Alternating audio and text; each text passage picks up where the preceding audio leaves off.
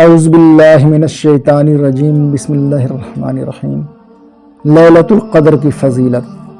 سورہ قدر میں اللہ تعالیٰ کا فرمان ہے، بے شک ہم نے قرآن کو شب قدر میں اتارا ہے۔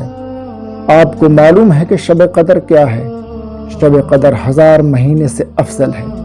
اس رات میں فرشتے اور روح القدس یعنی جبرائیل اپنے پروردگار کے حکم سے ہر امر خیر کو لے کر زمین کی طرف اترتے ہیں، اور وہ رات سراپر رحمت ہے جو طلوع فجر تک رہتی ہے۔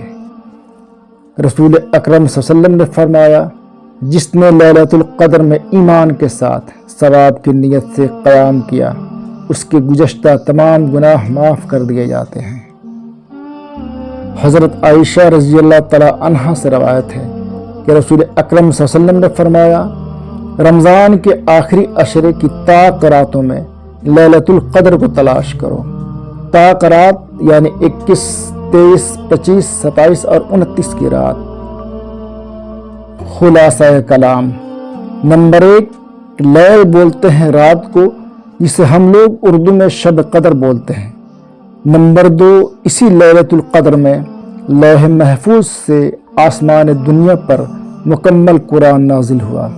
نمبر 3، لیلۃ القدر کی عبادت 1000 مہینوں کی عبادت سے افضل ہے۔ نمبر 4، لیلۃ القدر کوئی ایک ہی رات ہے جو مخصوص نہیں ہے۔